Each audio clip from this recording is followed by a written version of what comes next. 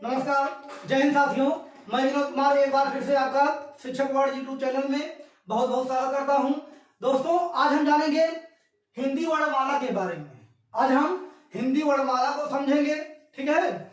चलिए दोस्तों, उसके पहले हम समझ लेते हैं कि भाषा क्या होती है।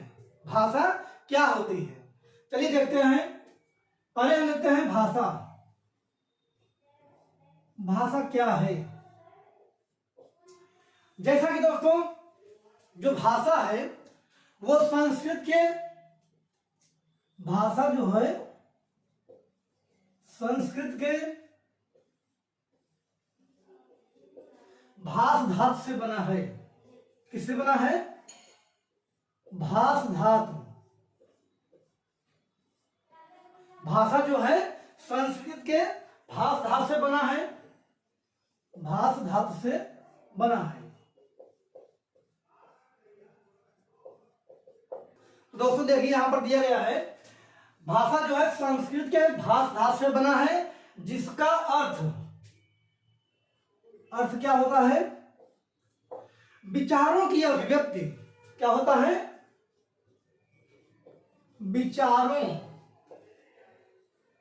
विचारों की अभिव्यक्ति, ठीक है। भाषा जो है संस्कृत के भाष धातु से बना है और जिसका मतलब होता है दोस्तों विचारों की अभिव्यक्ति। तो दोस्तों हम कह सकते हैं भाषा जो होती है वह विचारों और भावनाओं को अभिव्यक्ति करने का एक सशक्त माध्यम होती है। क्या है? भाषा जो होती है, भाषा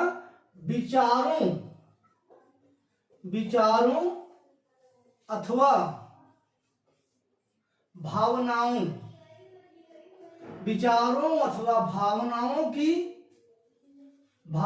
की अभिव्यक्ति, विचारों अथवा भावनाओं की अभिव्यक्ति का एक सशक्त माध्यम होता है, ठीक है। समझ में आया? भाषा क्या होती है? सशक्त माध्यम होती है, ठीक है।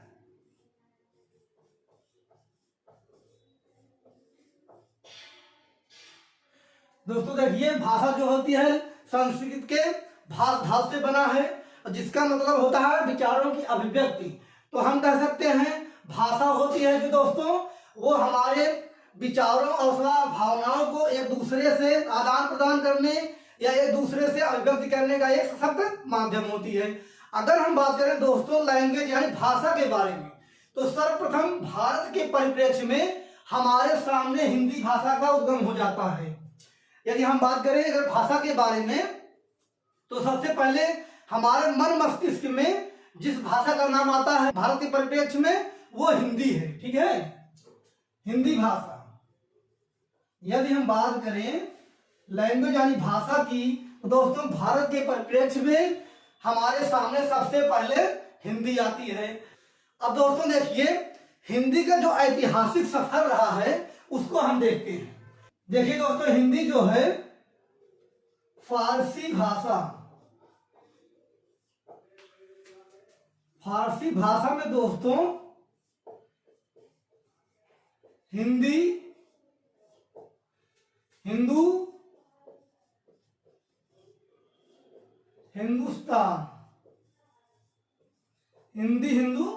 हिंदुस्तान, ठीक है। हाँ तो दोस्तों देखिए, अगर हम हिंदी के उद्भव की बात करें तो फारसी भाषा के शब्द हिंदुस्तान दोस्तों फारसी भाषा के शब्द हैं, ठीक है। हिंदुस्तान। तो दोस्तों देखिए, ये जो तीनों शब्द हैं, ठीक है, ये पूर्णतः फारसी भाषा के शब्द हैं। अब हम दोस्तों देखेंगे कि इसका जो अभी जो नाम है प्रचलित है हिंदी, वो कैसे सर्वप्रथम प्रयोग में आया। तो दोस्तों 13वीं शताब्दी में, कब? 13वीं शताब्दी में या सदी में फारसी के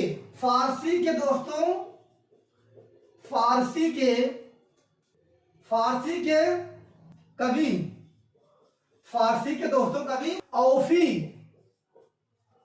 औफी इन्होंने सर्वप्रथम दोस्तों हिंदवी शब्द प्रयोग किया।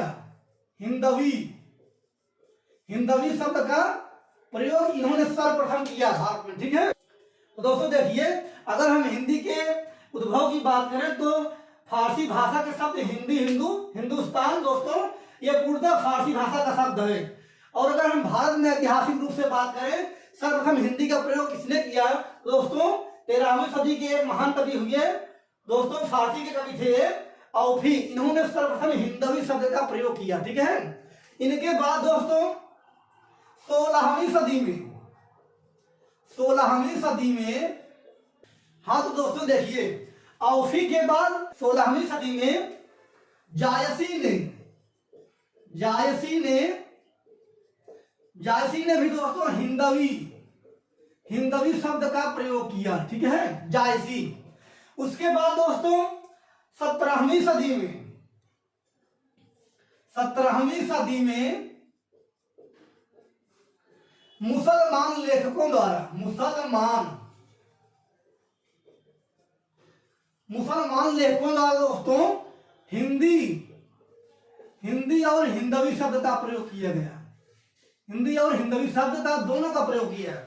अब दोस्तों बात करते हैं मुसलमान लेखकों के बाद, यानी 17वीं शताब्दी के बाद 18वीं शताब्दी की अगर हम बात करें, यानी अंग्रेज जब भारत आए 18वीं शताब्दी, अंग्रेजों के भारत आगमन के बाद दोस्तों भारत में हिंदी के लिए दोस्तों हिंदी और हिंदुस्तानी, यानी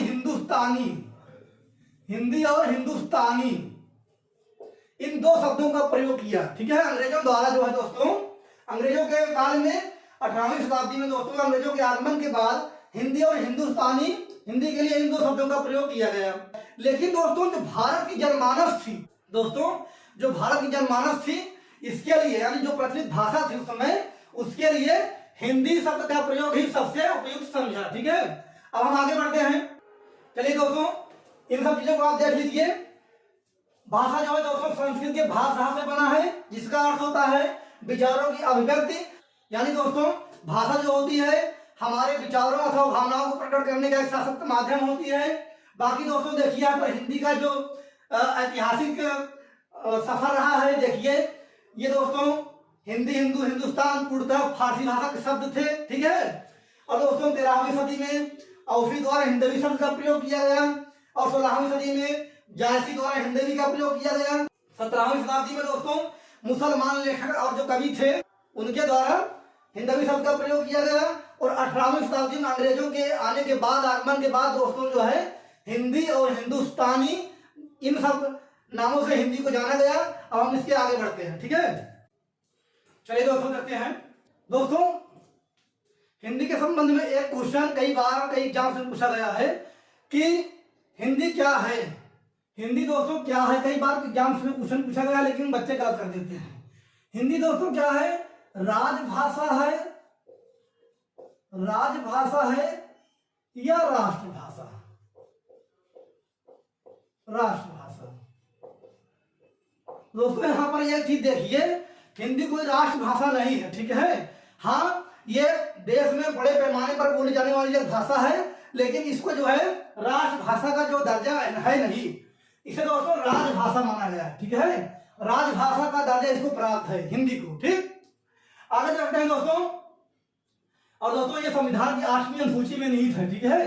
संविधान की 8वीं अनुसूची में, ठीक, संविधान की 8वीं अनुसूची में हिंदी को जो है दोस्तों, ये दोस्तों जो 8वीं अनुसूची है ये भाषा से संबंधित है ही। भाषा से संबंधित जो अनुसूची है दोस्तों 8वीं अनुसूची में हिंदी को शामिल किया गया है राजभाषा के रूप में, ना कि राष्ट्रभाषा के रूप में। चलिए आगे बढ़ते हैं, देखते हैं लिपि। लिपि क्या होती है? लिपि क्या होती है? तो दोस्तों देखिए, लिपि किसी भाषा के वर्ण या अक्षर को लिखने का ढंग होती है। लिपि किसी भाषा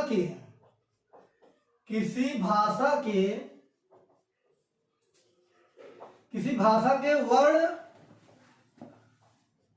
यानी अक्षर को लिखने का ढंग या दोस्तों तरीका।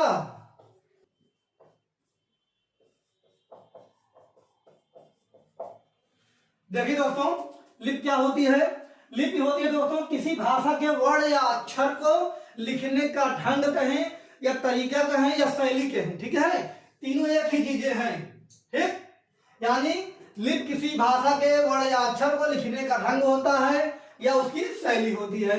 अब हम दोस्तों बात करें हमारी हिंदी भाषा की लिपि क्या है। हमारी हिंदी भाषा की लिपि क्या है? दोस्तों देखिए, हमारी जो हिंदी भाषा है इसकी लिपि है देवनागरी। हमारी हिंदी भाषा की लिपि क्या है? देवनागरी है। हमारी हिंदी भाषा की लिपि क्या है? देवनागरी है, ठीक है। अब दोस्तों हम आगे बढ़ेंगे और जानेंगे हिंदी वर्णमाला के बारे में। चलिए देखते हैं आगे दोस्तों देखते हैं हिंदी वर्णमाला। हिंदी वर्णमाला के बारे में जानते हैं। तो दोस्तों देखिए, हमारी जो हिंदी भाषा है, ठीक है, इसमें कुल 52 वर्ण या अक्षर हैं। इसमें क्या है? इसमें कुल 52 वर्ण है, ठीक। 52 वर्ण या अक्षर है इसमें हिंदी में, ठीक है। और जिसमें दोस्तों स्वर है 11 और मूल व्यंजन दोस्तों 33 हैं। मूल व्यंजन 33 हैं, लेकिन दोस्तों अयोगवाह और द्वित व्यंजन और सब इन सबको मिला के पूरा ऊष्म और संयुक्त को मिला के टोटल जो व्यंजन होते हैं 41 होते हैं, ठीक है। टोटल व्यंजनों की संख्या 41 है। लेकिन दोस्तों अगर क्वेश्चन आएगा कि मूल व्यंजन कितने हैं तो 33 हैं, ठीक है। अब चलिए दोस्तों देखते हैं स्वर क्या है, स्वर किसे कहते हैं। तो दोस्तों देखिए, स्वर ऐसे वर्ण होते हैं जिनका उच्चारण स्वतंत्र रूप से होता है। दोस्तों इनका उच्चारण करने के लिए किसी अन्य की जरूरत नहीं होती है, ठीक है। ये अपने में पूर्ण होते हैं, ठीक। स्वर जिनका उच्चारण करते समय किसी अन्य वर्ण की जरूरत नहीं होती है या आवश्यकता नहीं होती है, बिना अवरोध के इनका उच्चारण किया जा सकता है, इन्हें स्वर कहते हैं। देखिए दोस्तों, स्वर 11 है, ठीक है। हिंदी वर्णमाला में स्वर जो है 11 है। दोस्तों देखिए, पहला है स्वर में ह्रस्व अ ई उ री। दोस्तों ह्रस्व माने होता है छोटा, ठीक है। यानी एक मात्रा वाले स्वर, एक मात्रा। तो इनका उच्चारण दोस्तों करने में एक मात्रा का जो है बल लगता है। आगे देखिए, दीर्घ है, दीर्घ स्वर। दोस्तों दीर्घ स्वर में आ ई उ ए ओ औ। दोस्तों ये दीर्घ स्वर है, यानी जिनका उच्चारण करते समय दुगुना बल लगे, यानी जिनका ऐसे वर्ण जिनका उच्चारण करते समय दुगुना बल लगाना पड़े उन्हें दीर्घ स्वर कहते हैं, ठीक है। और दीर्घ स्वर है कौन कौन से? बड़ा आ है, बड़ी ई है, बड़ा उ है, ए है, आई है, ओ है और औ है। दोस्तों देखिए, ह्रस्व जो है अ ई उ री है, बाकी दीर्घ स्वर आ ई उ ए ओ औ, ठीक है। और दोस्तों एक प्रकार के और स्वर माने जाते हैं, एक प्रकार के स्वर और माने जाते हैं, पुरुष स्वर। पुरुष स्वर क्या है दोस्तों? ऐसे वर्ण जिनका उच्चारण करते समय तिगुना बल लगाना पड़े, ठीक है, तिगुना बल लगाना पड़े, वो होते हैं पुरुष स्वर। दोस्तों यहाँ पर देखिए स्वरों की संख्या कितनी है हिंदी में? 11 है। ह्रस्व में अ ई उ री आ जाएगा, दीर्घ में बड़ा आ, बड़ी ई, बड़ा उ, ए आई ओ औ। और दोस्तों देखिए पुरुष स्वर है। पुरुष स्वर में दोस्तों जिनका उच्चारण करते समय तिगुना बल लगाना पड़े, ठीक है, उसे पुरुष स्वर कहते हैं। जैसे ओम, जैसे ओम, ठीक है। दोस्तों देखिए यहाँ पर ह्रस्व माने एक मात्रा का बल लगेगा और इसमें दीर्घ में 2 मात्रा का बल लगेगा, ठीक है। और यहाँ पर पुरुष स्वर में 3 मात्रा का बल लगेगा, ठीक है। इसका उच्चारण करते समय ह्रस्व में 1 मात्रा का बल लगता है और दीर्घ में 2 मात्रा का बल लगता है और पुरुष स्वर में 3 मात्रा का बल लगता है, ठीक है। आगे बढ़ते हैं। देखिए अब हम बात करते हैं व्यंजन की, ठीक है। दोस्तों देखिए मूल व्यंजन हमारे 33 हैं। आगे जाते हैं स्पर्श व्यंजन। व्यंजन के भाग में दोस्तों अगर हम देखेंगे स्पर्श व्यंजन है तो दोस्तों देखिए यहाँ पर ता से पा वर्ग, यानी क से प वर्ग तक जितने दोस्तों व्यंजन होते हैं, दोस्तों देखिए ये जो वर्ण है, ठीक है, इन्हें हम स्पर्श व्यंजन कहते हैं। स्पर्श व्यंजन यानी एक समूह में दोस्तों 5 अक्षर होते हैं, 5 वर्ण है एक में, 25 25 दोस्तों यहाँ 25 वर्ण होते हैं। स्पर्श व्यंजन कितने होते हैं? 25 हैं, ठीक है। उसके बाद दोस्तों देखिए यहाँ पर अंतस्थ है, अंतस्थ 4 हैं, अंतस्थ 4 हैं, य र ल व। आगे देखिए नेक्स्ट है ऊष्म व्यंजन। ऊष्म व्यंजन दोस्तों जिनका उच्चारण करते समय, ठीक है, जो वायु है मुंह से संघर्षी रूप से निकले, यानी रगड़ खाकर निकले वायु, उन्हें ऊष्म व्यंजन कहते हैं। जैसे स स स ह, यानी दोस्तों जो वायु है बल देकर बाहर निकल रही है, ठीक है, तो इन्हें ऊष्म व्यंजन कहते हैं। कौन कौन से हैं? स स स ह है, ठीक। और दोस्तों देखिए व्यंजन में जो आगत व्यंजन है ये दोस्तों ज और फ है, ठीक। और दोस्तों आगे देखिए संयुक्त व्यंजन, ठीक है, ये यूपी टेट सी टेट या यूपी डीएलएड बीटीसी में दोस्तों ये बहुत चहेता प्रश्न है इसका, ये कई बार इसमें क्वेश्चन पूछा जा चुका है। संयुक्त व्यंजन कौन कौन से हैं? छौत है, त्र है, ज्ञ है, स्र है, ठीक है। संयुक्त व्यंजन कितने हैं? 4 हैं। दोस्तों ये पूरा जो है हिंदी वर्णमाला है, ठीक है। स्वर कितने हैं? 11 हैं। अगर मूल व्यंजन की बात करें तो 35 है, टोटल व्यंजन की हम बात करें तो 41 है, तभी तो हमारा 11 प्लस 41 कितना हो जाता है? 52 वर्ण, ठीक है। 52 वर्ण हमारे पूरे हो जाते हैं। चलिए दोस्तों अब आगे देखते हैं। यहाँ पर कुछ चीजें जो एग्जाम के दृष्टिकोण से है महत्वपूर्ण है, उनको हम बता देते हैं। देखिए लुंठित व्यंजन र है। और दोस्तों नेक्स्ट क्वेश्चन है पार्श्विक व्यंजन। पार्श्विक व्यंजन किसे कहते हैं? ल को कहते हैं, ठीक है। देखिए नेक्स्ट है उच्छित व्यंजन, जो दोस्तों स्पर्श व्यंजन में ड और ठ होता है, उसी के नीचे यहाँ पर बिंदी लगा दिया गया, ठीक है। इसे दोस्तों उच्छित व्यंजन कहते हैं। अगर आपको सड़क लिखना हुआ, ठीक है, तो ये जो ड़ है वहां प्रयोग होगा। और दोस्तों जैसे प्रतापगढ़ लिखना हुआ तो ये ढ का इसका प्रयोग आ जाता है, प्रतापगढ़, ठीक है। तो यहाँ देखिए दोस्तों उच्छित व्यंजन कितने हैं? 2 हैं, ठीक। नेक्स्ट दोस्तों नासिक व्यंजन। तो दोस्तों देखिए जो स्पर्श व्यंजन है, ठीक है, स्पर्श व्यंजन के प्रत्येक 5वां अक्षर जो होता है वो नासिक के होता है। जैसे क ख ग घ न, च छ ज झ ञ, ट ठ ड ढ ड़, ता था दा धा न, प फ ह म। तो दोस्तों देखिए जो प्रत्येक स्पर्श व्यंजन का 5वां अक्षर होता है वो नासिक्य होता है, नासिक होता है, ठीक है। अब आगे हम देखते हैं कि अयोगवाह कितने हैं दोस्तों। दोस्तों देखिए अयोगवाह 2 हैं, अंग और अह, ठीक है। अयोगवाह कितने हैं? 2 हैं, अंग और अह है। आगे दोस्तों भाषा की सबसे छोटी इकाई, अगर हम बात करें भाषा की सबसे छोटी इकाई किसे कहते हैं? तो ध्वनि को कहते हैं। भाषा की सबसे छोटी इकाई ध्वनि है। आगे दोस्तों अगर बात करें उच्चारण की दृष्टि से, भाषा की उच्चारण की दृष्टि से दोस्तों भाषा की सबसे छोटी इकाई क्या है? ध्वनि होगी। अगर हम बात करें लेखन की दृष्टि से, लेखन की दृष्टि से भाषा की सबसे छोटी इकाई दोस्तों यहाँ पर वर्ड होगा, ठीक है। दोस्तों ये क्वेश्चन जो है कई बार इनसे क्वेश्चन पूछा जा चुका है, ठीक है। तो यहाँ पर देखिए लुंठित व्यंजन र है, पार्श्विक व्यंजन ल है, उच्छित ढ है, नासिक्य प्रत्येक स्पर्श व्यंजन का 5वां अक्षर, अयोगवाह अंग और अह है। बाकी दोस्तों भाषा की सबसे छोटी इकाई ध्वनि होती है। उच्चारण की दृष्टि से अगर देखेंगे तो ध्वनि सबसे छोटी इकाई होती है भाषा की। अगर हम देखें दोस्तों लेखन की दृष्टि से तो वर्ण होते हैं, ठीक है। तो दोस्तों ये था हमारा पूरा हिंदी वर्णमाला का जो है पूरा समझ और ज्ञान। तो आशा करते हैं दोस्तों ये वीडियो आपको बहुत पसंद आएगा। और दोस्तों वीडियो पसंद आए तो लाइक करें, चैनल को सब्सक्राइब करें और अधिक से अधिक शेयर करें, ताकि जो बच्चे नए यूपी टेट की तैयारी कर रहे हैं उन तक वीडियो पहुंच पाए। धन्यवाद।